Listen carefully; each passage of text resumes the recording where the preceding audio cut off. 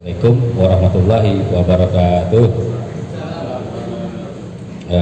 Pertama saya ucapkan selamat datang para guru-guru kami, para sahabat dan Pak Kiai Haji Ahmad Baihaqi sudah berkumpul di sini dengan agenda diskusi sejarah ringan jejak peradaban Islam di Buleleng. Ini acara yang keempat kalinya, dan pertama-tama saya ingin terus menyampaikan atau mendengungkan bahwa mungkin begitu pentingnya bagi kami selaku BKM tentang sejarah, karena tidak bisa dipungkiri bahwa peran Islam khususnya di minoritas ini cukup menarik, dan tidak bisa dipungkiri juga bahwa kita berkontribusi dari zaman kerajaan sampai zaman kemerdekaan. Nah, tak bisa dipungkiri pula bahwa masjid kami ini penuh dengan sejarah. Maka daripada itu, kami selaku BKM perlunya identitas terhadap Islam khususnya di Singaraja dan Pamekayanan. Maka daripada itu kami membentuk suatu seksi baru mungkin di dalam susunan ketakmiran, yaitu susunan sejarah dan budaya, sehingga bisa memperkenalkan atau membentukkan identitas gen khususnya di kampung kami dan masjid kami. Awalnya saya tertarik dengan pembahasan di seputaran tahun 65 ini ketika suatu saat saya membaca suatu laporan. Laporan ini berdasarkan hasil wawancara dengan dokter yang memvisum 7 jenderal itu di lubang buaya. Sementara narasi-narasi yang muncul pada kasus 65 itu digambarkan begitu kejam, misalnya dengan mata yang dicongkel, kemudian telinganya yang disayat, kelaminnya yang dipotong gitu kan, kemudian dengan hal-hal keji yang lainnya. Suatu saat saya membaca suatu laporan dari dokter yang memvisum, saya lupa namanya, bahwa memang benar terjadi pembunuhan dan ada 7 jenazah yang ada di lubang buaya itu. Namun dalam laporan visum itu tidak ada satupun luka-luka sebagaimana narasi yang dibangun pada pemerintah, utamanya adalah pemerintah pra-Orde Baru. Yang ada adalah luka tembakan, sehingga ini kemudian menjadi suatu pertanyaan bersama bahwa sebenarnya siapa yang membunuh 7 jenderal ini? Kenapa? Karena narasi yang dibangun utamanya kepada sayap atau underbow PKI, sayap perempuannya yang namanya Gerwani, yang kemudian digambarkan melakukan sayatan-sayatan dan semacam itu, ternyata itu tidak terbukti saat memvisum, sehingga muncul banyak sekali spekulasi terkait apa dan bagaimana sesungguhnya kejadian tahun 65. Itu awal saya mencoba untuk tertarik dengan kajian-kajian 65. Kemudian saya juga tertarik ketika senior saya, kebetulan saya bawa bukunya ini, itu beli Ngurah Suryawan. Ini salah satu bukunya ini mencoba untuk menjelaskan tentang genealogi kekerasan dan pergolakan subaltern. Ini kejadian bara di Bali Utara, jadi proses kekerasan selama di Buleleng sejak lama, pra kolonial sampai pasca kolonial, dia coba untuk direkam di sini. Beliau suatu saat, karena beliau adalah jurusan antropologi, melakukan suatu pameran di salah satu tempat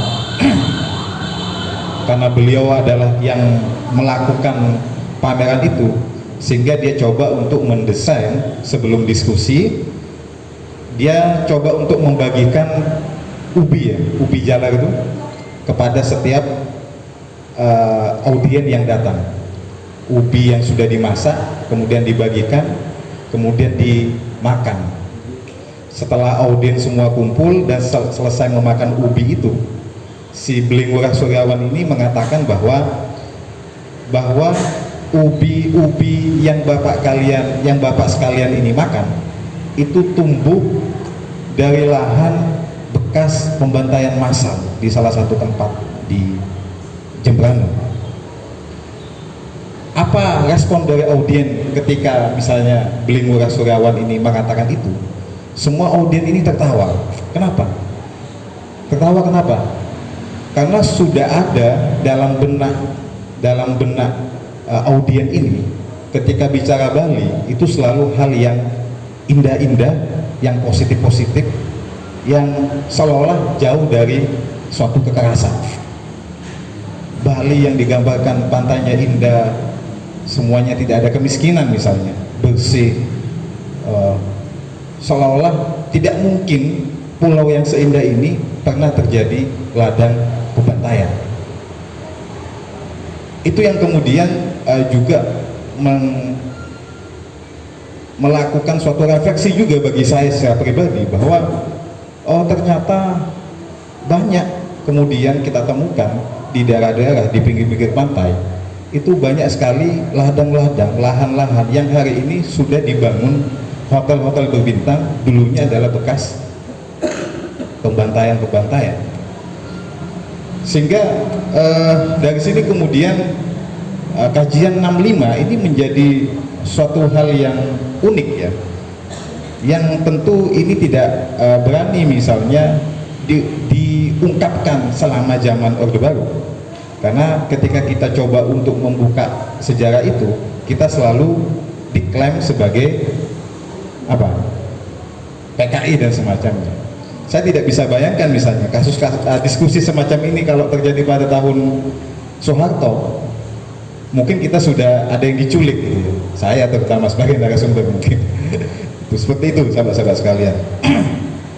Lalu bagaimana sebenarnya kejadian dalam konteks lokal di Bali, dalam skop kecilnya di Buleleng? Kejadian ini sebenarnya dimulainya pemilihan langsung tahun 55.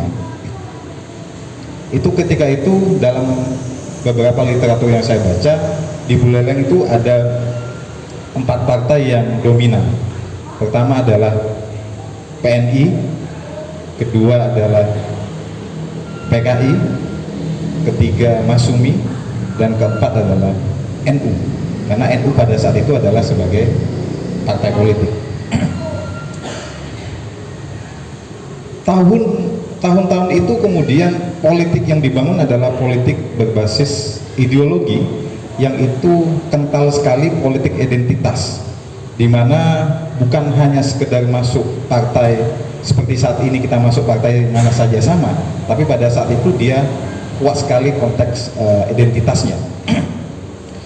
Sehingga perebutan massa ini kemudian terjadi. Sempat kita diskusikan apa yang kemudian, strategi apa yang dilakukan oleh PKI sehingga bisa menggait massa yang sedemikian banyak di Bali. Kalau kita bisa dikotomikan, kalau partai PNI itu lebih banyak digandrungi oleh bangsawan atau triwangsa, kemudian PKI ini lebih dibawa oleh kelompok-kelompok Jabe atau di luar triwangsa. Kalau jelas kelompok bangsawan tentu akan lebih banyak memiliki pengikutnya, sementara kelompok Jabe, triwangsa ini di luar triwangsa ini memang membutuhkan strategi khusus. Nah, memang pada tahun 55 PNI ini menang. Tapi pada saat berkembangnya, karena selama Orde Lama itu hanya 1 kali terjadi pemilihan langsung, hanya tahun 55. Andai kata menjelang 65 itu terjadi pemilihan langsung, banyak peneliti mengatakan mungkin PKI yang akan menang. Kenapa? Karena pada tahun 60 atas desakan PKI di pusat, disahkanlah yang namanya UUPA, Undang-Undang Pokok Agraria. Yang ini mencoba untuk mendesak diatur tanah-tanah yang luas itu tidak boleh dikuasai oleh satu orang, maka harus ada yang namanya redistribusi lahan. Maka jargonnya PKI itu ada dua, ya, ganyang setan kota, juga ganyang setan desa. Siapa setan desa? Setan desa kalau di Jawa itu salah satunya adalah kiai-kiai. Kenapa? Karena kiai banyak, punya lahan banyak, sementara banyak rakyat jelata yang tidak punya tanah. Setan desa juga ada tengkulak, ada kelompok-kelompok tuan tanah yang menyewakan tanahnya atau menggarapkan tanahnya kepada masyarakat jelata, tapi bagi hasilnya tidak jelas. Sehingga dengan adanya UUPA itu terjadilah penyerobotan secara sepihak. Oleh siapa? Oleh undergongnya PKI, yaitu Pemuda Rakyat. Ini yang kemudian sering terjadi clash antara Pemuda Marhem, yaitu PNI, dengan PKI. Kalau di Bali, di Buleleng itu juga ada undergongnya NU, yaitu berbenturan dengan GP Ansor. Nah, dengan konflik yang semacam itu selalu terjadi, bukan hanya konflik-konflik tanah, tapi juga konflik-konflik rebutan yang lain. Kemudian ini menjadi perparah lagi ketika terjadi meletusnya Gunung Agung tahun 1963. 63 Gunung Agung meletus, ini menjadi salah satu titik poin bagi PKI untuk kemudian untuk mempropaganda rakyat jelata dengan menjanjikan tanah.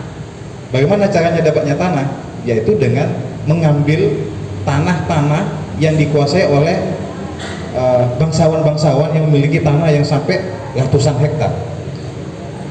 Ini yang kemudian terjadi konflik-konflik permulaan sebelum terjadi 65. Sering terjadi konflik-konflik yang semacam itu. Nah, oleh karena itu, sahabat-sahabat sekalian, ketika terjadi kejadian tahun 65, sebelum kita ngomong tahun 65, dalam kampanye-kampanyenya PKI itu juga menggunakan medianya salah satunya selain buletin juga melalui pentas-pentas kesenian. PKI membentuk yang namanya Lekra, Lembaga Kesenian Rakyat, yang itu pentasnya adalah itu tadi. Kalau dulu, zaman dulu itu apa ya, ludruk ya, ludruk apa dan semacamnya itu, tapi dengan tema-tema yang sangat provokatif. Misalnya kalau di Jawa itu judul ludruknya itu apa? Gusti Allah Manten atau Rabini Gusti Allah. Itu kan sangat provokatif, sehingga di tengah-tengah pertunjukan itu selalu dibubarkan oleh teman-teman Banser pada saat itu. Kenapa? Karena sangat provokatif. Ini yang kemudian pemanasan konflik-konflik menjelang tahun 65 ini kemudian mendapatkan legitimasi atau gongnya ya, itu ketika kematian 7 jenderal ini dinarasikan sebagai dalangnya adalah PKI. Oke, kita tidak bahas bahwa apakah yang membunuhnya adalah PKI dan tidak, tapi kita coba efeknya ke bawah. Ini yang kemudian menjadi suatu pemantik. Kalau kita lihat dalam beberapa buku sejarah yang mengutip konflik antara Muslim dengan PKI, itu selalu yang diangkat adalah kasus Jembrana, kasus kejadian di Tegal Badeng yang itu memantik konflik antara GP Ansor dengan PKI. Itu kejadian tanggal 30 November. Jadi kejadian kan tanggal 30 September, Oktober itu masih belum terjadi apa-apa. Kemudian November ini kemudian menjadi pemanasan. Padahal sebelum kejadian di Jembrana, di Buleleng itu sudah terjadi konflik. Itu pada tanggal 11 November. atau tepatnya pada hari Kamis antara GP Ansor dengan Pemuda Rakyat atau PKI. Itu kejadiannya di perbatasan antara Sanggalangit dan Desa Gerogak, yang itu setelah saya telusuri ke beberapa sesepuh itu mengatakan bahwa ada isu PKI akan membubarkan Jumatan di Desa Gerogak. Akhirnya semua elemen diinstruksikan, terutama GP Ansor itu menghadang mereka. Terjadilah bentrok di perbatasan Sanggalangit dan Gerogak. Ada 7 yang meninggal, 2 dari GP Ansor, di sana ada 4 Pemuda Rakyat itu, PKI itu ada 4 yang meninggal, dan 1 dari Pemuda Marhen. Itu terjadi bentrok. Nah, bentrokan ini yang kemudian dilanjuti secara kebetulan tanggal 30 November terjadi bentrokan antara GP Ansor dengan PKI di Tegal Badeng, yang juga menewaskan 2 anggota Ansor, 1 anggota TNI. Nah, apakah sudah terjadi pembantaian besar-besaran? Belum terjadi. Kapan terjadinya? Ketika LPKAD, komandannya, siapa komandan LPKAD? Sarwo Edi ini mertuanya Pak SBY. Sarwo Edi ini datang pada tanggal 7 Desember, ya, itu kan kejadian 30 November. 7 Desember datang ke Jemberana, yang dalam dokumennya, dokumennya mereka mengatakan bahwa kedatangan LPKAD ini untuk mendamaikan supaya tidak terjadi pembunuhan massal. Padahal pasca itu baru terjadi pembunuhan massal besar-besaran pada bulan Desember. Apa buktinya? Ternyata banyak yang dipersenjatai atas dalam beberapa dokumen itu atas instruksi dari TNI. Kenapa? Karena sebelumnya pasca 30 September itu yang dianggap yang dia merasa dirinya adalah PKI itu wajib lapor ke Koramil. Sehingga apa? Dalam jangka 3 bulan anggota di Koramil itu sudah punya daftar-daftar nama yang masuk dalam anggota PKI.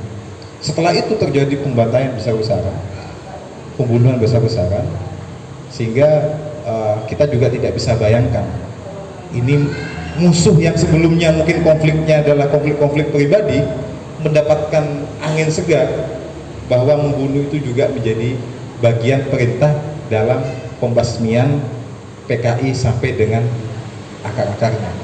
Ini yang kemudian menjadi persoalan yang ingin saya sampaikan adalah masyarakat yang menjadi pertanyaan bahwa isu yang diangkat itu adalah selalu isu ateisme, ya kan? Isu tidak beragama. Padahal dalam banyak dokumen tidak semua PKI itu adalah ateis. Bahkan nggak tahu apa-apa, masyarakat itu nggak tahu apa-apa, tiba-tiba diculik. Ada suatu kesaksian, saya ketemu langsung.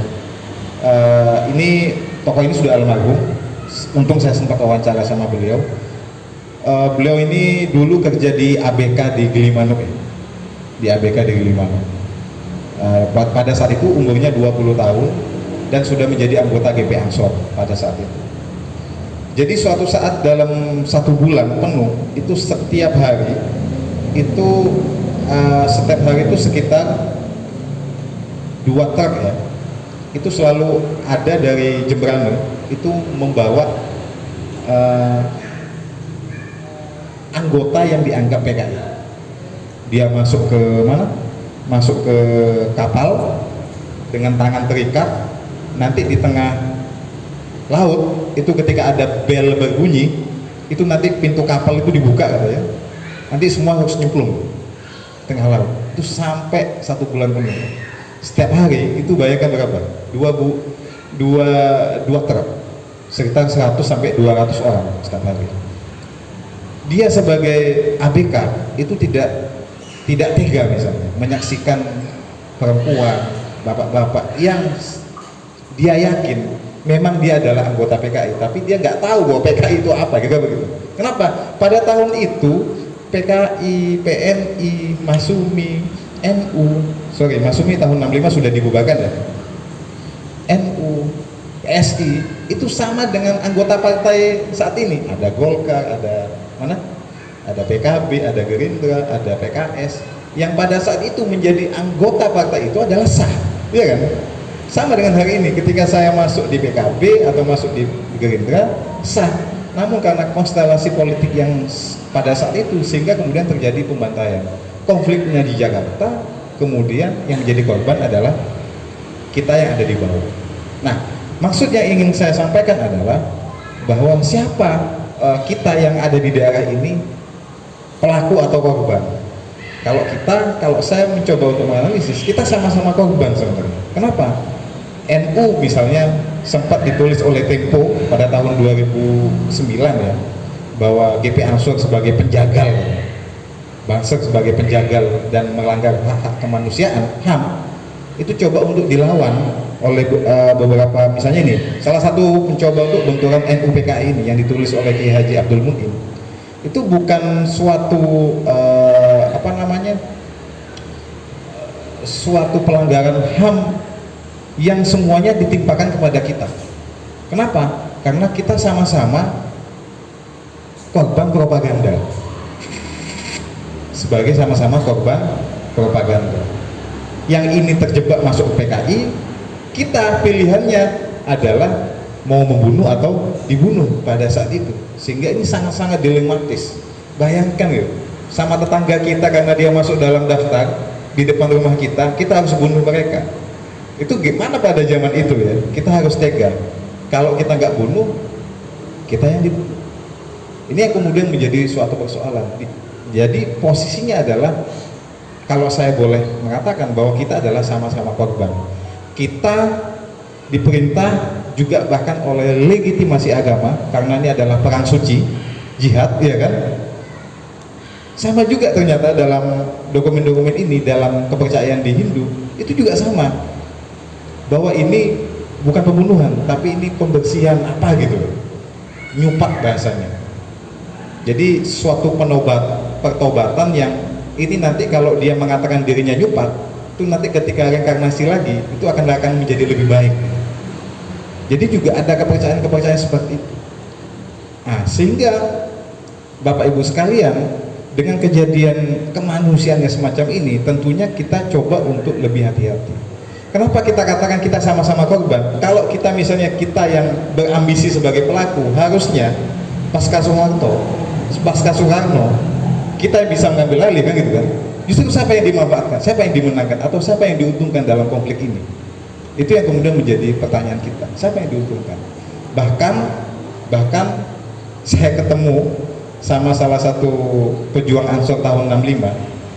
Beliau mengatakan, kok kayaknya pemilu tahun 71, setelah itu tahun 77, kok kayaknya, mohon maaf, situasinya malah tambah kacau. Apa? Ada terjadi pemaksaan. Maksudnya apa? Harus wajib masuk Golkar, ya kan? Disiksa, banyak kesaksian itu. Di Barat banyak sekali, tokoh-tokohnya disiksa, rumahnya dibakar, dibawa ke Koramil, banyak sekali. Kok ini malah tambah seperti ini? Nah, itu yang kemudian menjadi refleksi kita bersama, bahwa kemudian tidak mesti kemudian secara otomatis mereka yang masuk PKI itu juga, bahkan dia tidak tahu apa-apa gitu kan, tidak tahu apa. Nah, ini yang kemudian menjadi langkah-langkah antisipatif. Tentu pasca itu ada Pak Haji Rahmat sama Pak Mung yang mungkin bisa lebih menjelaskan secara detail, karena saya yakin terlibat dalam masa-masa sulit, yaitu masa-masa zaman Orde Baru pada saat itu, ketika kemudian penyempitan partai NU yang kemudian menjadi partai politik tahun 72 harus disatukan menjadi P3, yang 72, 73, kemudian 77 adalah pemilu pertama pada saat pasca penyatuan itu. tidak mudah mungkin. Nah, itu Bapak Ibu sekalian sebagai pengantar kita untuk kemudian kita bisa berdiskusi lebih dalam maupun secara singkat, tapi saya menangkap sangat mewakili ya situasi pada masa baik sebelum peristiwa Gita Pustaki maupun setelah peristiwa itu. Barangkali saya ingin sedikit menambahkan saja. Secara kebetulan pada masa itu saya merasakan juga ya, karena waktu kejadian itu saya masih berusia sekitar usia SD ya, kelas 6 mungkin SD. Jadi saya merasakan. Namun sebelum itu saya ingin menambahkan barangkali begini.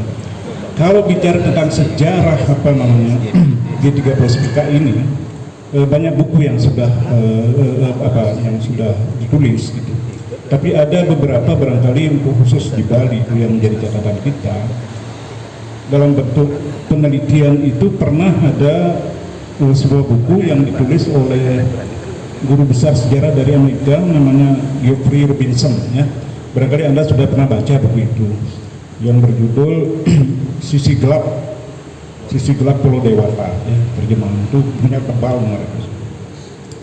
Jadi Robinson di sana dalam buku itu secara khusus itu menulis tentang Bali, bagaimana peristiwa itu terjadi dan latar belakangnya ya. Sangat detail sekali, bagus sekali buku itu.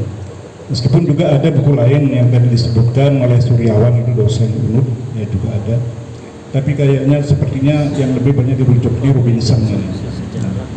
Apa yang tadi disampaikan oleh Saudara Karim juga memang disebut itu, misalnya tentang peristiwa yang ada di Groka itu ya, ada disebut itu dalam buku itu.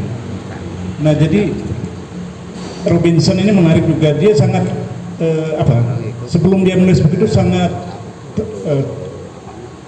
terinspirasi, terimajinasinya tentang Bali itu sebagaimana gambaran umumnya ya kan.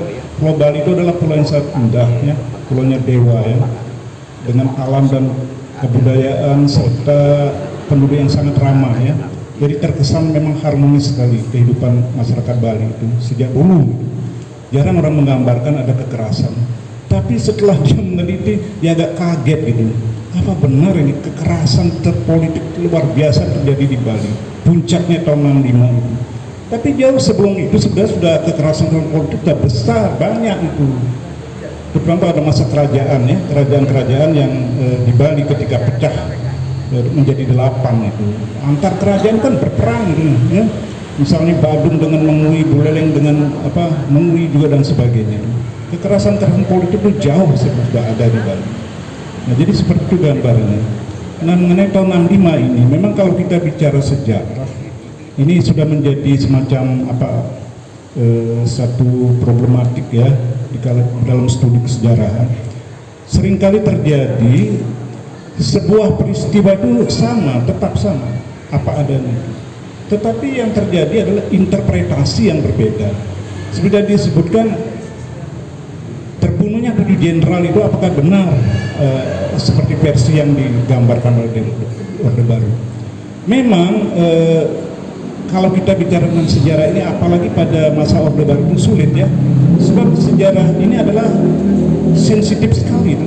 Jarang orang berani mengutik, sehingga sampai 30 tahun itu seperti tersimpan. Nah, kalau tadi diceritakan diangkat tentang kasus otopsi dari, bisa jadi benar juga, bisa jadi benar, tapi tidak mengurangi bahwa peristiwa itu benar-benar itu terjadi, itu fakta sejarah itu.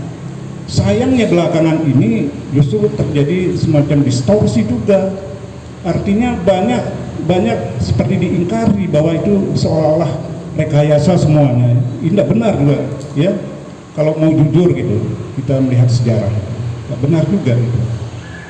Nah, tentang saya melonjak saja ke Bali di Singaraja, saya bisa membayangkan dulu ya, saya waktu kelas SD masih kelas 4, kelas 5, kelas 6 itu. Jadi pertarungan antara kelompok ini, partai-partai luar biasa itu. Tahun 60 itu adalah zaman demokrasi terpimpin namanya. Itu adalah programnya Soekarno, Ibu Soekarno. Beliau ingin menyatukan kekuatan revolusioner istilahnya waktu itu ya, nasionalis, komunis, dan agama. Nasionalis diwakili oleh Partai PNI, komunis diwakili oleh PKI, dan agama diwakili NU, kurang lebih begitu ya. Nah, jadi menurut menurut beberapa orang, pengamat lah sebut, ini hal yang sangat sulit ditudurkan karena dasar ideologi mereka adalah sangat bertentangan sekali. Mana mungkin itu bisa disatukan? Ternyata benar itu menjadi pecah ya dengan adanya peristiwa G13 PKI itu. Di Buleleng waktu itu suasana sebelum kejadian memang sudah terasa itu. Ada aksi-aksi sepihak itu. Tadi digambarkan di Tegal Badeng. Catatan kalau itu kejadian Ensor, tapi sebelumnya ada juga kejadian di sana. Anak-anak PI, pelajar Islam Indonesia pernah menyelenggarakan namanya training. Itu diserbu, diporak-porandakan itu oleh anggota PKI. Jadi sempat juga tegangan begitu. Nah di Buleleng sering tampil dalam hal bentuk misalnya pawai-pawai, karena zaman dulu itu kan tidak jarang ada kita pawai-pawai. Kalau ada misal aja ulang tahun apa begitu, apakah nasional atau sifatnya lokal, mereka masing-masing kelompok ini secara demokratis ya. So, saya pernah menyaksikan suatu kejadian pada waktu itu di Polres sekarang ya, di depan Pura Jagat Nagri. Itu sebelum ada Pura dulu kan tempat lapangan sepak bola, sore-sore bermain lama itu, atau tempat pertemuan apa gitu, atau pertunjukan. Nah, di situ mereka berkumpul. Ini tiga kekuatan ini, PNI, PKI. Memang di sana diperlakukan mereka secara sama, misalnya bergantian berpidato menurut apa mereka misi mereka. Cuman suasananya itu sangat menegangkan, sudah seperti mau perang saja begitu. Ya antar kelompok itu. Belum lagi kalau mereka sudah berjalan keliling kota, itu berjalan show-nya begitu dengan ungkapan yel-yel yang sangat provokatif gitu. Nah, jadi dasar sentimen sudah ada, tapi jangan lupa juga sebenarnya tidak lepas dari sebagai Karib sampaikan tadi, ini kan bermuara dari masalah ya terpusat dari dari pemerintah pusat. Ketika terjadi di sana pertarungan ideologis lah katakan antara berbagai kelompok di sana, terutama Angkatan Darat dan PKI, itu kan menyebar sampai ke daerah akhirnya kan begitu. Nah untuk di Bali waktu itu di Singaraja ya, saya memang pada saat kejadian terus terang tidak ada di Bali, saya sedang di Sumbawa karena daerah transmigrasi. Tapi saya juga pernah merasakan, kami merasakan suatu kejadian yang mencekam juga di sana. Karena kami tinggal di daerah trans namanya, kurang lebih itu dari kota Sumbawa besar 60 kilo, dari kota Pelampang kecamatan 7 kilo, jadi pedalaman, daerah terpencil itu, kayak Pegayaman begitulah. Tiba-tiba malam itu ada isu bahwa akan diserang desa itu. Kita itu penduduk desa kita yang dari Bali ini daerah trans ya, transmigrasi, panik gitu. Akhirnya untuk mempertahankan diri, para keluarga itu, ibu-ibu anak-anak diungsikan semuanya, kecuali yang tinggal di rumah itu hanya bapak-bapak saja dan pemuda, tidak boleh lain. Jadi semua diungsikan. Jadi satu malam saya waktu masih SD karena ikut sama orang tua, bapak menjaga rumah itu, kemudian di sebelah pintu sudah menyiapkan senjata, kelewang segala macam itu. Bisa dibayangkan ketegangan itu. Satu malam menunggu itu karena akan mau diserang. Ternyata tidak terjadi, sangat hoax saja ya. Jadi begitu ya. Saya bayangkan ke tempat lain juga begitu. Seperti gambarkan tadi isu akan diserang. Kadang-kadang bukan isu, beneran itu terjadi karena aksi sepihak sudah PKI melakukan di mana-mana. Jadi inilah akar-akar katakanlah dendam dari kepada PKI karena perbuatan mereka begitu. Jadi bisa dipahami itu, bisa dipahami. Oleh karena itu, kalau yang tidak merasakan pada masuk, mungkin saya juga kadang-kadang kesal kalau orang bercerita seolah ini dianggap peristiwa ini seperti dongeng saja, apa benar? Ya, itu karena tidak pernah merasakan. Tapi bagi mereka angkatan seperti Pak Haji Muhyiddin yang juga usia-usia yang masih pada waktu itu Pak Haji Rahmat, kita tahu itu suasananya memang benar ada dikatakan antara kita dibunuh atau membunuh, itu saja posisinya. Kalau perspektif HAM kita pakai sekarang nggak kena dia, ya ini tidak ada proses pengadilan, bagaimana kok sudah dihukum? Benar ya, ada benarnya juga dalam perspektif HAM sekarang. Tapi kalau dia dalam posisi dulu mungkin dia akan begitu juga. Kita kalau udah dibunuh kan membunuh, itu saja terjadi. Nah jadi itu harus dipahami ya. Nah jangan sampai nanti catatan sejarah ini mengalami distorsi. Kita umat Islam ini kan sudah lebih banyak dirugikan. Kalau kita mau jujur lihat Pertama kejadian di Jawa Timur itu kan paling banyak yang dibunuh oleh PKI itu. Bagaimana pengajian Pak Dayat diundang ke GP Ansor diracuni dan sebagainya. Ya di Banyuwangi sampai dibuatkan monumen itu. Itu kan bukti-bukti fakta sejarah, nggak bisa bagaimana bilang mengatakan PKI itu tidak provokatif. Ya wajar kan, wajar dalam arti peran moral kita lah. Nah, jadi seperti itu ya, barangkali itu sedikit di tambahan mereka yang lain. Nah, jadi apa yang kita katakan sana, fakta-fakta sejarah itu harus memang dilihat secara objektif. Tapi kadang-kadang sejarah tidak pernah objektif, itu harus disadari ya. Interpretasi kadang-kadang yang lebih dominan gitu. Nah, saya kira itu sedikit saja catatan barangkali yang lain nanti bisa dimaksud. Dan kalau saya menambahi apa yang terjadi yang saya lihat, saya alami di tempat saya. Kalau di Buleleng saya tidak lihat.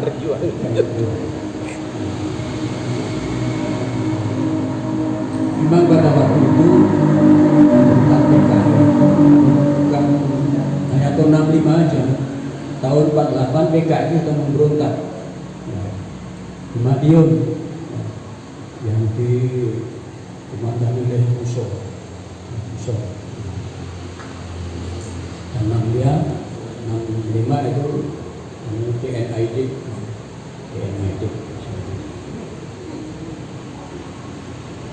Termasuk pada waktu itu seperti yang disampaikan oleh Bapak Haji Agung, antara membunuh dan bunuh.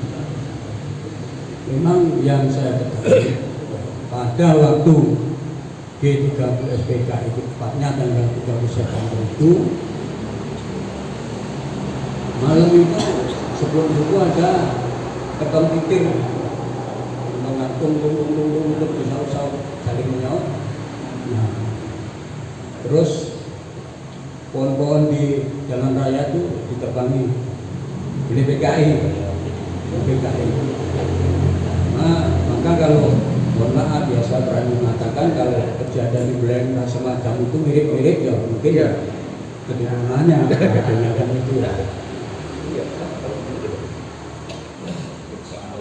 Tapi belum tahu ada apa sebenarnya. Ada apa sebenarnya? Memang intrik-intrik sebelumnya ya, antara Lekra dengan Jokowi Ansor. Kalau saya lihat filmnya kemarin itu lagu Genjer-Genjer itu Genjer pada keler itu Lekra berbaninya dan pemuda rakyat. Lalu Ansor berandingan dengan sholawat badar itu. Penyerobotan tanah itu banyak terjadi di daerah saya, Dan kalau dalam hal korban masuk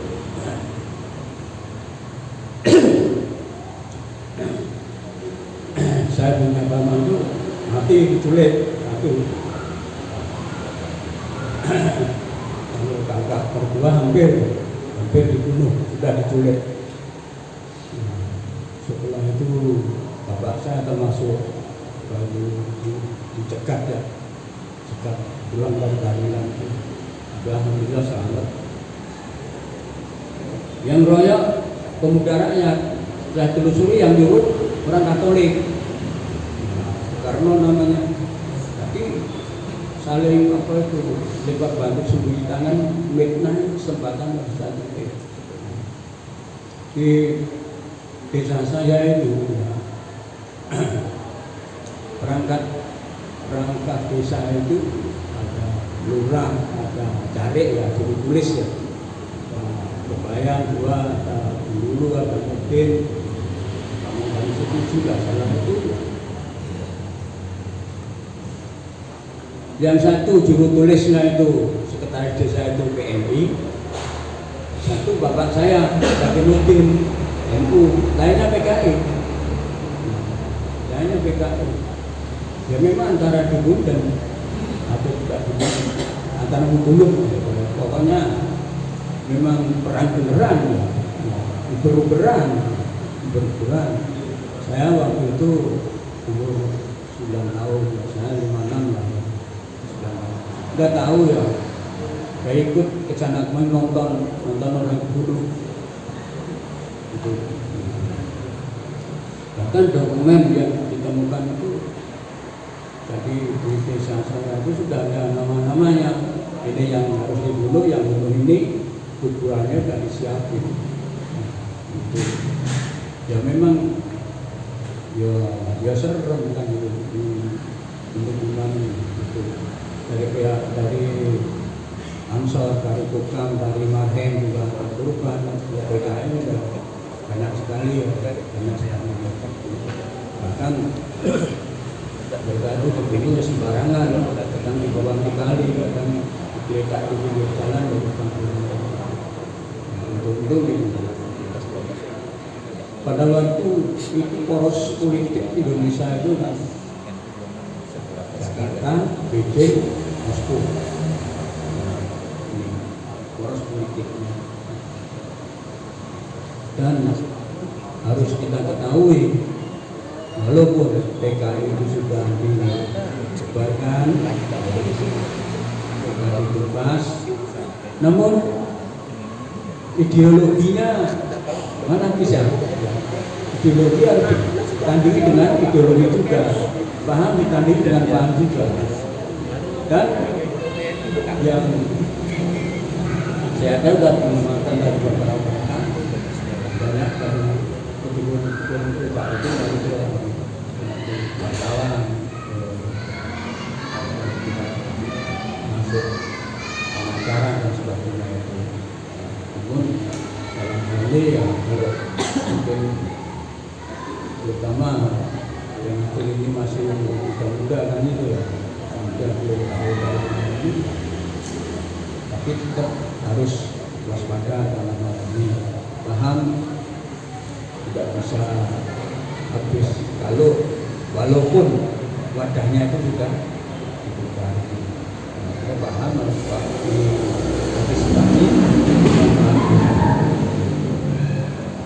Hadirin yang saya hormati, itu tentang di kelas PKI memang betul kita tidak ada itu apa itu lekeran buat acara apa itu usialah manten di sana juga ada apa itu ceritanya matinya Gusti Allah. Maksud anak-anak PKI itu diprovokasi sama gurunya guru PKI mas. Bukan anak, pejamkan matamu. Kamu minta sama Gusti Allah, minta permen ya. Permen itu manisan. Orang Jawa bilang permen, orang memper ya men. Ya ngomong sama Gusti Allah minta permen. Pejamkan matanya.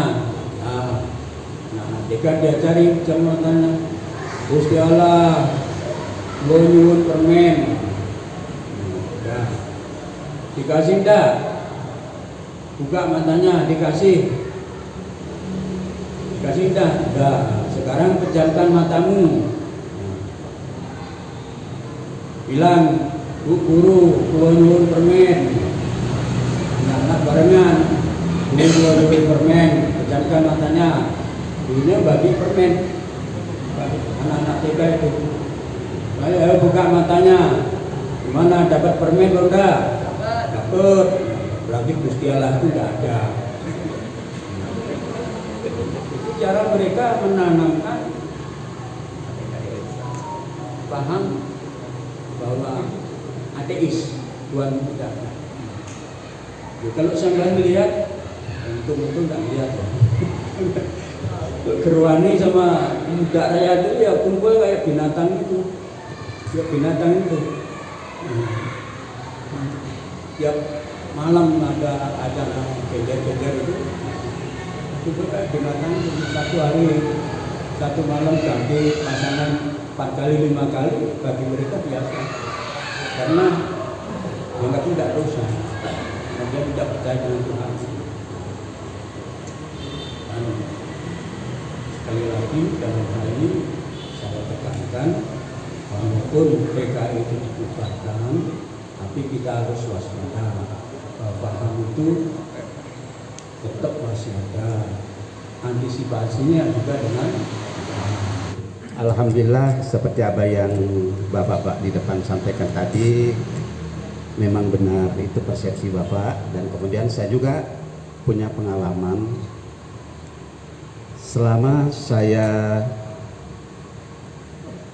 ada di Kabupaten Buleleng, khususnya di Singaraja. Alhamdulillah saya ikut mengikuti dan pernah menjadi peserta di dalam kegiatan-kegiatan Ansor, karena saya adalah dulu tahun 65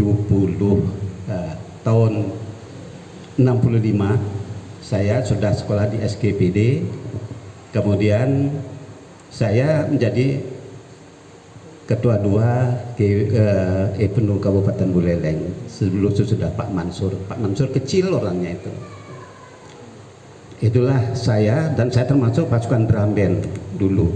Begitu saya mau berangkat main demonstrasi tanggal 5 Oktober itu ditunda, tidak jadi tidak jadi terlaksana. Pasarnya Pak Soeharto, saya juga menyampaikan bahwa keadaan kampung Islam Dangen Puri Buleleng itu sejak tahun 1711, tahun sebelum tahun 65, kampung saya yang namanya Kampung Islam Dangen Puri Buleleng, pemberian nama dari raja, itu dirubah dijadikan Kampung Singaraja. Itu akibat adanya masalah yang seperti diceritakan tadi itu. Ya, makanya tiap hari waktu ditanya bagaimana, saya tidak akan bisa menyampaikan secara spesifik di depan ini karena itulah sangat sensitif. Karena saya sendiri tahu persis. Karena dulu saya pernah waktu di SMP tahun 1961, saya di SMP Batiase, saya ikut di IPI, Ikatan Pelajar Indonesia, itu PKI punya. Karena guru saya itu dulu adalah guru aljabar, ada guru Bu Manik, itu kalau guru ilmu ukur, itu betul-betul ya saya kan dekat dengan beliau. Dan ada teman saya itu adalah yang jadi anggota Gerwani, ya ikut nyanyi bareng-bareng. Tapi setelah saya di SGPD, saya masuk GSNI, Gerakan Siswa Nasional Indonesia. Dan setelah saya di kelas 2 di SGPD, saya jadi orang Epenu gitu. Nah, kemudian Bapak-bapak dan saudara-saudara sekalian, yang saya sampaikan, saya sangat merasakan kejadian-kejadian yang tahun 65. Karena pada saat itu saya sudah di SLTA dan kemudian jadi pengurus, itu aksinya seperti pemain orang Jepang samurai itu waktu saat itu gagahnya seperti itu kayaknya gitu. Karena setiap malam saya di kampung itu ada juga orang yang terlibat dalam anggota PKI sebanyak 28 orang. Itu ada pengurus dari NU, itu mereka dipekerjakan di rumahnya. Tapi sayangnya kawan kita itu yang tidak harusnya dihancurkan. Kuburan nenek moyang saya dari Nur Mubin yang pertama sekali datang ke Bali itu dihancurkan. Itu saya sangat sesalkan. Jadi dari itulah saya juga pernah protes. Hampir-hampir saya juga diserang sama kawan sendiri gitu. Kemudian di dalam PKI itu memang betul sama sekali ya, memang saya katakan keras ya, dilawan juga dengan orang-orang Ansor. Saya dulu ini pada waktu itu saya berhari-hari dapat tidur rumahnya Pak Badri almarhum. Iya. Wah, di sana banyak barang yang sudah ada itu ya, saya lihat di sana. Kemudian apa yang saya rasakan pada saat itu ya, kalau katakan mencekam ya mencekam, tapi senang karena kita masih muda itu ya, senang rasanya ingin bertarung gitu masa gitu seperti itu gitu. Jadi dalam hal ini apa yang diceritakan tadi seperti Pak Haji Rahmat itu memang ya, baru saya tanya dengan Ibu Suti Mariani, tamatnya tahun 75 kalau nggak salah, Pak Rahmat tahun 76 ada di Bali gitu, saya ingat itu. Karena saya juga pernah sama-sama dengan beliau ngajar di SMP Muhammadiyah. Jadi dalam hal ini apa yang sudah diceritakan oleh Pak Haji Among dan Ustadz itu adalah sungguh benar, Pak. Ada kejadian seperti di Singaraja. Tapi kalau itu diceritakan dari awal sampai akhir, masalah di Andi Singaraja itu luar biasa. Di kampung saya ada orang meninggal dibunuh juga oleh anggotanya sendiri.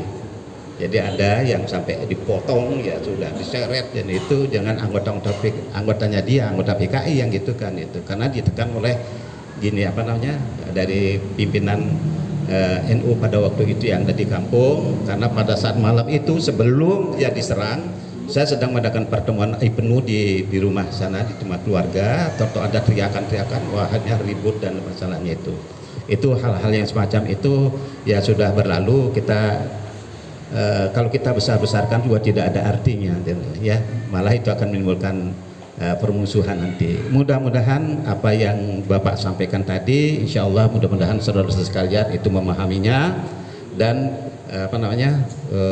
bisa mendoakan kita supaya jangan lagi terjadi seperti itu. Jangankan itu, ya kejadian pemilu aja ada yang tidak menang, itu kan pohon-pohon yang dibulele habis semua, jadi ditebangi dan sampai pada saat itu anak saya mau nikah itu ya tahuannya itu lewat pinggir tahun 98 ya, awalin Mozak. Iya, kebetulan saya ketua DPD PAN Kabupaten Buleleng waktu itu. Ya. Dengan topik malam ini saya melihat saling melengkapi, dan yang terakhir yang ingin saya garis bawahi, alhamdulillah ya, dengan Pak Kiai Rahmat Baihaqi. Jadi dua sumber, kalau yang pertama dari Bali, yang kedua dari Jawa Timur, karena memang ini basisnya Pak waktu itu. Bali basis Partai Komunis Indonesia, Jawa Timur juga iya, Jawa dan Bali. Bahkan itu perputaran mereka, aktivis-aktivis mereka dari Jawa Timur, banyak yang lari di Bali, disinilah. Benar itu, pertarungan ideologi, pertarungan mati dan hidup. Saya usia 5 tahun, tapi saya masih ingat Pak. Posisi tinggal kami itu di antara 3 kampung. Kampung Bugis, Kampung Kajanan, Kampung Anyar, yang Kampung Anyar itu identik dengan teman-teman saudara Hindu. Jadi setiap malam ayah kami yang memang aktivis ya, setiap malam selalu konsolidasi di satu rumah ya. Kalau sekarang ini mungkin yang usia-usia di atas saya masih ingat rumah Haji Suud. Begitu habis Isya di sana melihat peta Bali wabil khusus Buleleng, rumah kami yang berada di tengah-tengah 3 kampung itu dilemparin Pak. Saya masih ingat usia 5 tahun. Adik saya yang paling kecil sedang menyusui, sampai tetangga itu datang karena tidak ada laki-laki dewasa di rumah. Setiap malam ayah saya harus keluar rumah ya. Dilemparin, banyak pemuda rakyat Pak di Kampung Anyar itu. Siangnya bekerja di rumah kami karena punya usaha home industri emping, malamnya mereka gempur ya, terutama pemuda-pemuda rakyat itu. Mungkin itu penggalan-penggalan cerita ya, tapi kita kembali pada judul yang tadi disampaikan terbata-bata oleh Lalu Ibrahim, bahwa judul kita adalah peran Muslim Buleleng pasca peristiwa itu. Dengan penggalan-penggalan ini tadi disebut lekra. Tentu kita ingat, terutama yang kaya dengan literasi, yang sering menulis buku. Ada tokoh lekra yang saya kenal di Jakarta, itu Pramudia Anantatur. Karena istrinya ketika berhaji bareng saya tahun 97, istrinya itu orang Betawi asli, anaknya pejuang Betawi Husni Tamrin ya. Jadi kami 40 hari di Tanah Suci itu sering bercerita beliau, baik di Madinah, di Mekah. Ketika berangkat haji diantar oleh Pak Pramudia ini. Seringlah kita ngobrol karena saya juga paham tentang sejarah ini. Gimana Bu kalau di rumah Bapak sholat nggak tahu, karena kalau kita sehari-hari beliau di atas, kita di bawah, tapi diantar jemput. Akhirnya kita tahu dalam literasi betapa ya pergolakan tokoh-tokoh penulis masa itu antara Pramudia Anantatur yang kita tahu dengan Hamka ya. dibilang Hamka ini plagiator dan sebagainya. Tapi ketika akan mengawinkan anak si Pramudia Anantatur ini, diutus anaknya, ya, datang kamu ke Hamka, belajar Islam di sana. Bagaimanapun ketika bicara, ketika orang memerlukan sentuhan-sentuhan agama, yang beliau mengaku bahwa dirinya bagaimanapun di atas KTP adalah Islam walaupun nggak melaksanakan, belajar kamu ke Hamka. Dan dengan apa ya, terenyuh Hamka sampai menetes air mata mengatakan dituntun itu calon menantunya si Lekra itu karena menikah dengan anaknya si Pramudia Anantatur.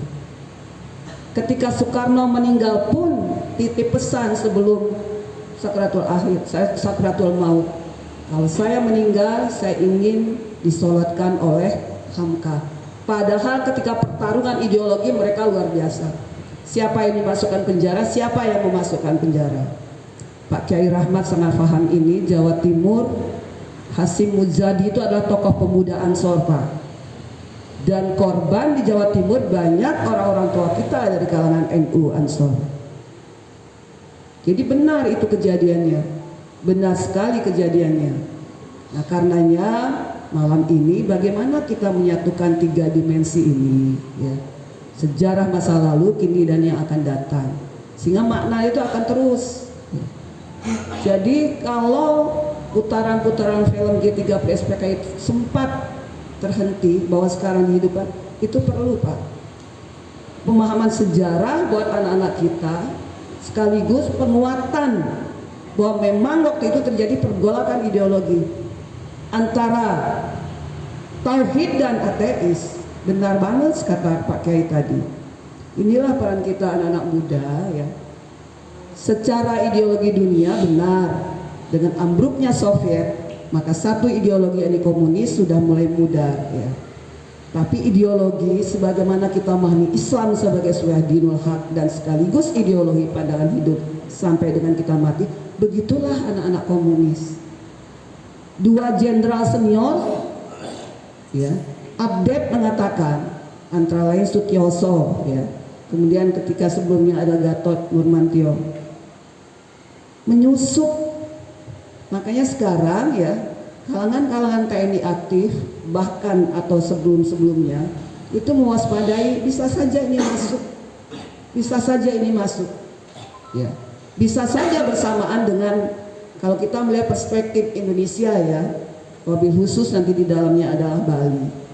Itu daerah Kalimantan, Sulawesi sudah banyak sekali tenaga-tenaga kerja Cina yang ada di sana, yang bisa-bisa mendapatkan KTP Indonesia, dan ini sudah ada desain. Karenanya, ya, perspektif hari ini dan ke depan, anak-anak muda kita harus diingatkan soal ini.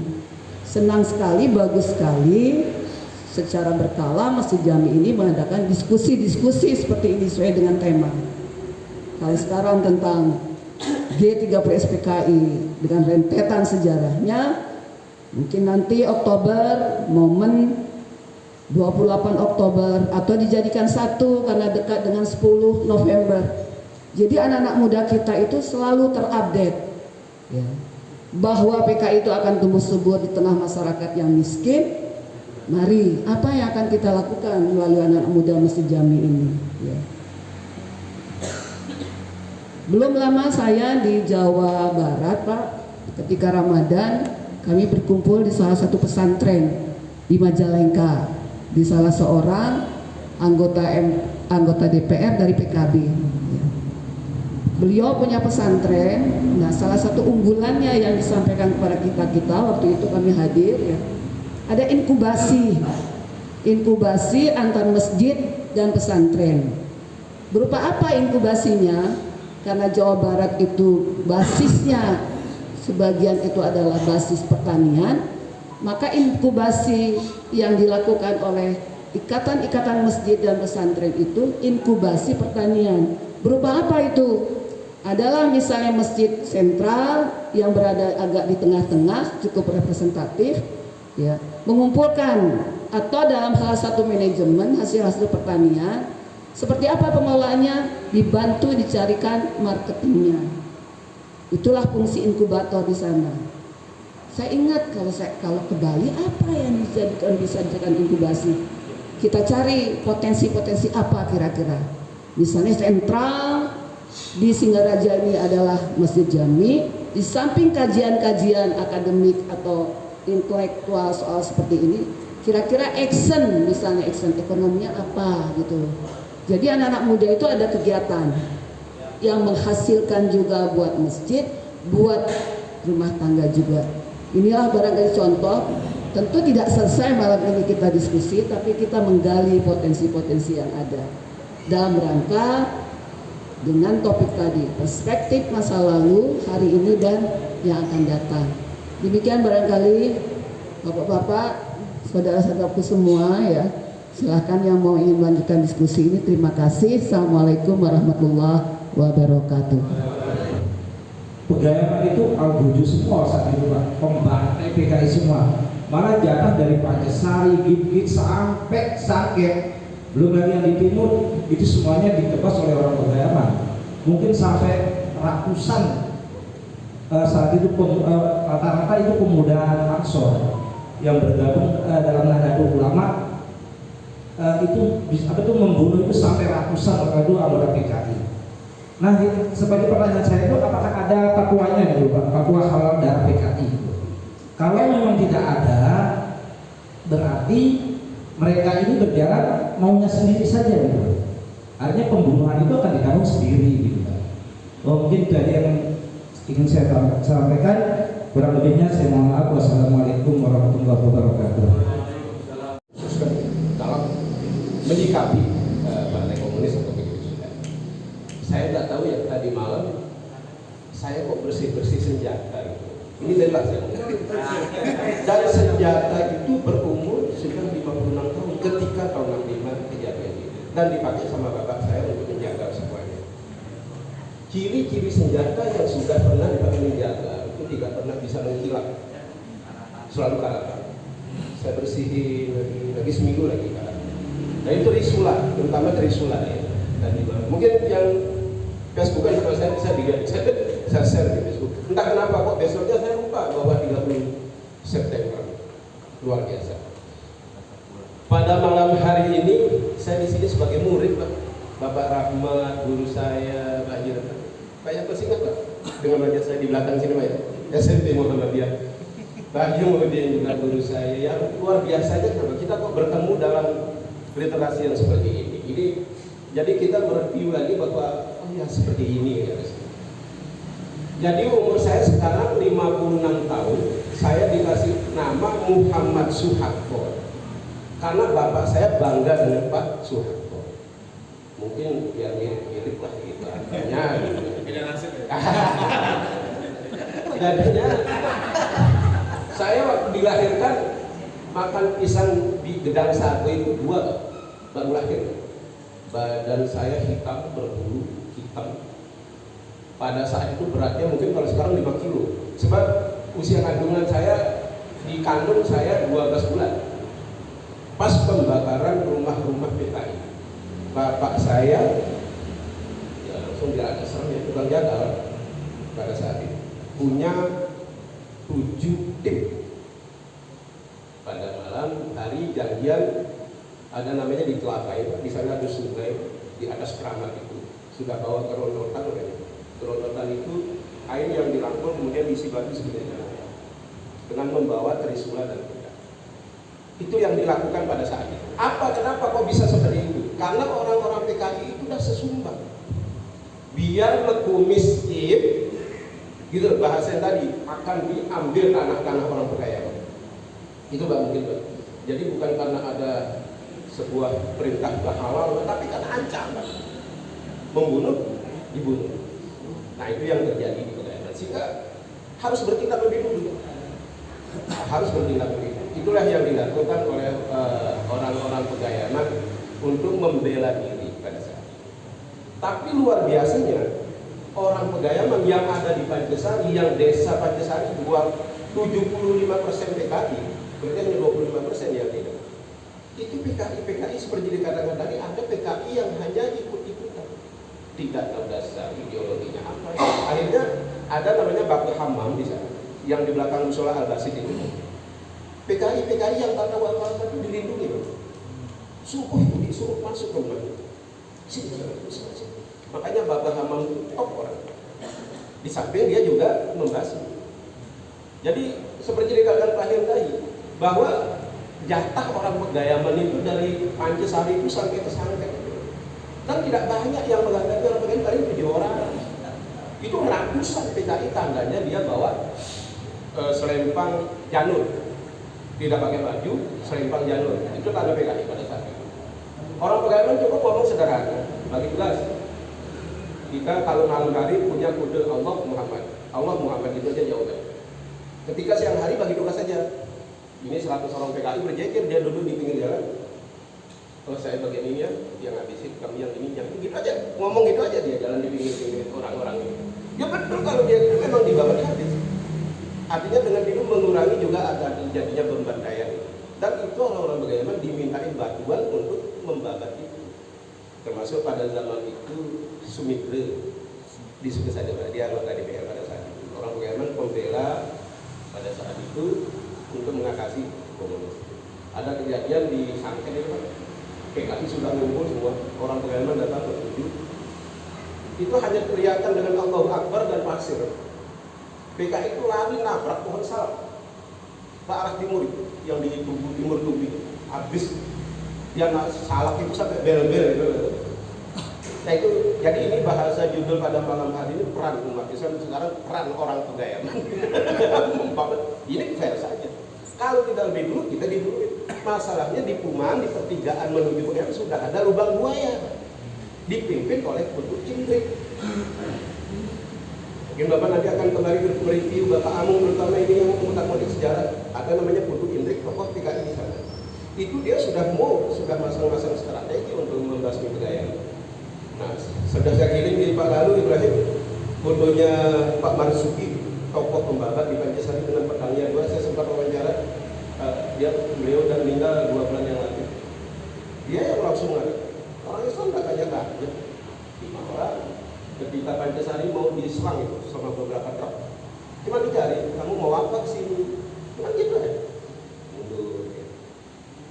Mungkin karena amal-amalan orang NU luar biasa. Di sana ada Guru Habibullah, Tuan Guru Habibullah di Pancasari. Dia yang memimpin. Nah ini kesimpulan dari judul pada malam hari ini, luar biasa peran umat Islam pada saat ini dalam menyikapi meriaknya politik yang ada di pusat, yang sampai ke desa-desa, yang sampai ke tingkat grassroots. Pada saat itu sikap daripada umat Islam yang ada di tingkat lokal bawah seperti ini sangat luar biasa cepat, agresif dalam menyikapi, tidak berpengaruh. Ada cerita lagi di Lombok, Pak. Orang yang tidak bersalah kena ambil PKI karena dia pasang jimat. Jimatnya itu berlambangkan Palu Arit tapi tulisan Arab, ditempel di dalam tapi Palu Arit. Jadi ajimat, dia tinggal ngambil aja gitu. Kadang-kadang di sana trik politik. Pernah mungkin terjadi kampanye Golkar dulu pada zaman Orde Baru, Al-Fatihah itu dikasih gambar beringin, Pak. Kan dilempar-lemparin di jalan, di negara itu dari konflik gitu. Nah seperti itulah yang bisa menyebabkan orang yang tidak tahu apa-apa hingga menjadi korban politik pada saat itu. Jadi di Pegayaman itu sudah disasar sama sejumlah desa-desa komunis yang pada saat itu untuk dikuasai wilayah Pegayaman dengan akan dibagi-bagi tanda seperti dengan mengungkapkan kata-kata yang biar mengkomisir anak Pegayaman lawan gitu. Nah lebih dulu kita akhirnya menyerang itu peran serta. Jadi saya lebih khususkan yang saya tahu orang Pegayaman. Nah, jadi saya hanya mendengar cerita sebab pada saat itu saya baru lahir, jadi saya menjadi beban sebenarnya, bukan tidak ikut berjuang ya, baru lahir pada saat itu.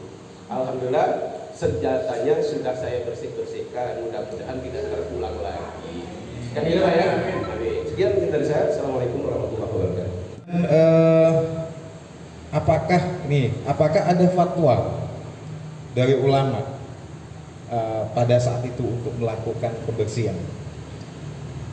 Ini diawali dengan PBNU membuat surat pernyataan kepada Presiden untuk tidak lama setelah kejadian 30S itu memberintah membuat surat pernyataan untuk membubarkan PKI. Karena sebelumnya jelas tadi yang disampaikan oleh Pak Kiai Rahmat, PKI ini juga pernah melakukan pemberontakan pada tahun 1948. Pada saat itu sangat mencekam ya situasi di Madiun dan sekitarnya. NU sebagai organisasi yang pada saat itu Tapi yang kentara kantor pusatnya itu ada di Surabaya, PKI dengan karena untuk Masyumi yang menghalau sebenarnya yang PKI itu sempat dipindahkan di Madiun. Bahkan muktamar pada tahun 1947 itu ditempatkan di Madiun untuk kemudian saling berhadapan-hadapan bahwa kita tidak lari dari musuh pada saat itu. Nah, namun apa yang terjadi? Ternyata pasca pemberontakan itu PKI itu masih legal. Buktinya tahun 45 masih ikut dalam pemilihan.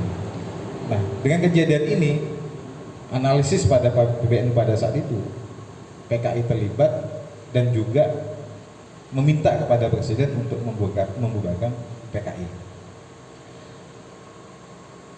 Entah ini siapa yang kemudian yang memanfaatkan bahwa ada konflik antara Angkatan Darat dengan PKI, karena memang di tubuh PKI juga, di tubuh TNI dulu kan masih bebas ya, masuk PKI, masuk ini masih bebas. Jadi itu juga ada polarisasi yang ada di internal TNI pada saat itu, terutama di Angkatan Darat. Nah, untuk menggerakkan massa melakukan genosida ya mungkin ya, karena pembunuhan massal. Makanya sering diandaikan kalau Amerika bertahun-tahun ke Timur Tengah di Irak sana itu membutuhkan waktu yang banyak, peralatan yang sangat canggih ya, ada tank apa dan semacamnya, korbannya hanya puluhan ribu. Sementara di Indonesia hanya dalam waktu 1 tahun, peralatan yang sangat sederhana, ada kelewang, ada ini, tapi korbannya masih tanda tanya. Ada yang bilang 1,5 juta untuk di Bali. Kalau menurut Sohogi itu ada 80.000 jiwa mati pada saat itu menjadi korban pembunuhan massal. Nah, kenapa kemudian pertanyaannya, kenapa kemudian terjadi pembantaian di mana-mana? Yang itu dilakukan, motornya adalah sayap muda NU yang namanya GP Ansor. Yang kalau oleh Pak Haji tadi dikatakan bahwa kalau dilihat dari perspektif hari ini oleh HAM, mungkin pada saat itu adalah pelanggaran HAM ya kan. Tapi karena situasi yang memaksa dan ternyata juga ada fatwa-fatwa. Ada, misalnya oleh Kiai Ashab, itu juga ada fatwanya. Kenapa Angkatan Darat butuh tokoh ulama? Karena kalau Angkatan Darat melakukan propaganda langsung ke bawah, nggak mempan. Tapi kalau ada semangat legitimasi agama, ya kan? Ini perang suci, kan begitu kan? Nah, ini akan dimanfaatkan. Nah, pada saat itu kenapa GP Ansor yang paling menonjol? Karena waktu itu Masyumi dibubarkan, sehingga sebelum 65 itu sudah vakum. Sementara yang eksis dari kelompok Islam itu hanya ada NU. Maka kalau dulu katanya kalau diberlakukan jam malam, tapi kalau anak muda jalan-jalan di desa, tapi kalau dia bawa kartu anggota Ansor itu aman.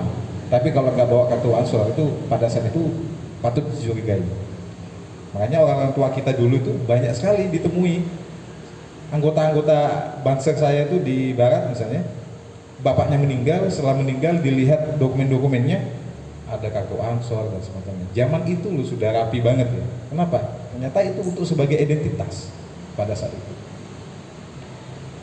Itu yang saya tahu ya, yang saya baca. Ada perintah, tapi bahwa siapa yang memerintah dan siapa yang memanfaatkan, ya ini yang kemudian kita tidak tahu. Karena isu itu macam-macam, Pak. Saat itu minimnya media. Kenapa? Isu macam-macam gampang sekali terprovokasi. Kayak tadi, kampung ini mau diserang, padahal belum tentu kan, ya kan? Zaman itu. Tapi saat ini dengan adanya medsos terlalu bablas, medsos juga bisa menjadi provokasi hari ini kan, gitu kan? Karena banyaknya sekali yang melakukan provokasi. Seperti itu. Jadi tentu karena prinsip kami di GP Ansor tidak mungkin bergerak tanpa restu ulama. Jadi nanti entah bagaimana narasi, karena narasi yang dibangun adalah ateis tadi, ateis. Jadi PKI itu tidak mengakui Tuhan, dan dalam berjalannya sebagian anggota PKI menjelek-jelekan orang yang beragama, termasuk yang menjelekkan Hindu dan Islam, seperti itu. Oke, Bapak Muhammad Soeharto, luar biasa ini inspirasinya, namanya itu. Iya. Jadi salah ingat, saya nyentil dikit Pak.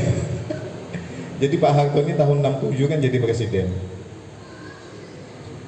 Selama 20 tahun, ya 25 tahun, 24 tahun ya jadi presiden. Itu baru tahun 92 naik haji ke Mekah. Pulang-pulang namanya diganti HM Soeharto, Haji Muhammad Soeharto. Dulunya Soeharto aja. Itu naik hajinya juga dikatakan politis ya. Kenapa? Karena sudah ingin menggait kelompok Islam sehingga kayaknya dia harus naik haji gitu. Makanya dia naik haji pada tahun 92. Tuh. Nah, kenapa pada saat itu betul cukup 5 atau 10 orang sudah bisa menghabisi 100-an anggota? Kenapa? Karena ada kedikdayaan. Anggota Ansor dulu itu kebal-kebal. Ini juga dibuktikan dengan salah satu tokoh yang saya temui di Sumberkima ketika terjadi chaos, itu nggak langsung bergerak Pak. Kenapa? Apa tapi yang dilakukan? Sowan ke Situbondo, ke Sukoharjo, ke Kiai As'ad, melalui jalur pakai perahu lewat mana? Lewat di pantai Sumberkima sampai tembus di Sukoharjo. Oleh Kiai As'ad apa? Dibekali ajimat. Pada saat itulah ya, dijampi-jampi, dibekali ajimat, dikasih penjalin namanya satu-satu. Nah, ini kelompok ini kemudian pulang ke Buleleng menjadi penggerak dan setiap malam menjaga dan melakukan, salah satunya dalam melakukan pembantaian. Bisa jadi ternyata cerita-cerita mendapatkan ajimat itu bukan hanya dari teman-teman di Sumberkima, tapi ternyata di beberapa desa juga semua mendatangi tokoh-tokoh ulama di tempatnya untuk minta doa-doa. Tapi kalau hari ini kayaknya anggota Ansor kebal-kebal nggak? Gus, kebal apa Gus? Kembal munyi gitu.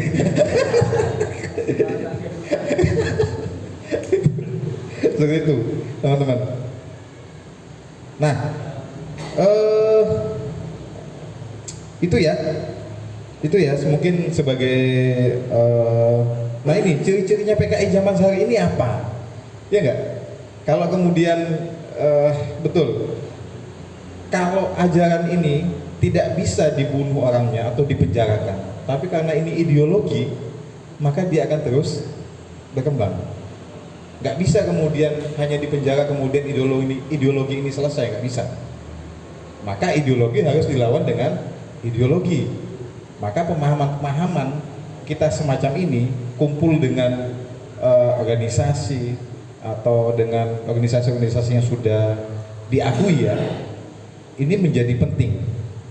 Banyaknya misalnya teman-teman saya di kampus dulu yang masuk kepada kelompok-kelompok lain itu karena nggak punya pergaulan, dia sendiri nggak punya teman, akhirnya ada pihak-pihak datang untuk ngajak. Nah, maka untuk supaya tidak terserabut, maka pemuda-pemuda ini harus punya komunitas, entah itu di remaja masjid dan semacamnya. Kalau dia tidak punya komunitas, tidak bersosialisasi, ini sangat rentan sekali untuk terpengaruh dengan ideologinya. Nah, kalau sampai saat ini, apakah ada ciri-cirinya? Saya nggak bisa memastikan bahwa kita bisa membaca si ini PKI ini saya nggak bisa memastikan. Kenapa? Karena banyak juga anak-anak PMII misalnya juga sebagian diskusinya juga tentang Marx, tentang komunisme, tapi masih sholawatan, masih maulidan, masih istighosah. Jadi juga tidak bisa ini. Tapi itu kan hanya sebatas ini ya, sebatas pengetahuan, bukan sampai di ini. Doktrinnya tetap adalah doktrin Islam Ahlussunnah wal Jamaah. Itu yang kemudian kita tidak bisa ini. Walaupun kemudian ada teman-teman yang mengatakan bahwa oh ada di kelompok-kelompok mahasiswa yang kiri misalnya, yang berafiliasi dengan kelompok-kelompok nasionalis yang tidak mengenal agama, yang tidak menyangkut pautan dengan agama, itu juga kita tidak bisa. Karena di satu sisi dia ngomong masalah sama rasa, tapi dia juga nasionalisme, dia ngomong Pancasila. Kecuali dia sudah misalnya tidak mau bicara Pancasila, ini juga bisa membahayakan kita semacam itu. Itu ya. Yang ke depan mungkin adalah rekonsiliasi ya. Artinya kita tidak cukup sudah selesai saling mencurigai, kita untuk bisa sama-sama membangun bangsa ini ke depan. Misalnya yang saya tadi teman-teman bilang itu di kantor, Jenderal siapa sekarang Pak? Andika Prakasa itu hari ini menghapus persyaratan jadi TNI itu. Dulu kan anggota TNI itu harus orang tuanya itu nggak, kalau masih keturunan PKI itu nggak boleh masuk. Tapi saat ini dihapus oleh beliau. Artinya apa? Beliau ingin rekonsiliasi. Udahlah, itu mungkin kakek kalian. Tapi hari ini kan dia tidak tahu masalah dosa masa lalu. Sama dengan Ki Arifuddin Muhajir, wakil Rais PBNU. Tidak ada dosa warisan. Kalau dosanya adalah orang tuanya, masa anaknya juga kena ini. Kalau dulu kan zaman Soeharto 7 turunan tidak. Sama juga dengan misalnya ada kisah di Nabi Abu Jahal, tapi anaknya juga masuk Islam. Itu juga artinya rekonsiliasi yang dibangun oleh teman-teman GP Ansor di Jawa Timur misalnya, itu anak-anaknya ex-PKI yang dibunuh itu justru dimasukkan ke pesantren, ke pondok-pondok pesantren, sehingga kemudian menjadi bagian itu semacam itu. Wah, resmi seperti sekarang adanya Baksul Masail ya, buat fatwa itu saya belum menemukan. Nah, kondisi saat itu dibunuh atau membunuh, bahkan lebih sulit melawan Belanda. Kalau Belanda jelas kulitnya tidak sama. Nah ini sedulur dewe, sulit. Namun dalam hal ini yang perlu kita perhatikan, bukankah di dalam kitab Jawharut Tauhid mempertahankan jiwa raga, mempertahankan nasab keturunan, mempertahankan harta benda, mempertahankan kehormatan itu merupakan fardu ain. Nah, itu sebagai dasar. Nah, mudah-mudahan ini menjadi pencerahan. Tapi kalau itu melanggar HAM atau tidak ya duluan habis kita ya diskusi dulu. Duluan habis. Ya itulah fakta sejarah untuk menjadi pelajaran untuk bagi generasi penerus. Ya, mudah-mudahan itu tidak terulang kembali.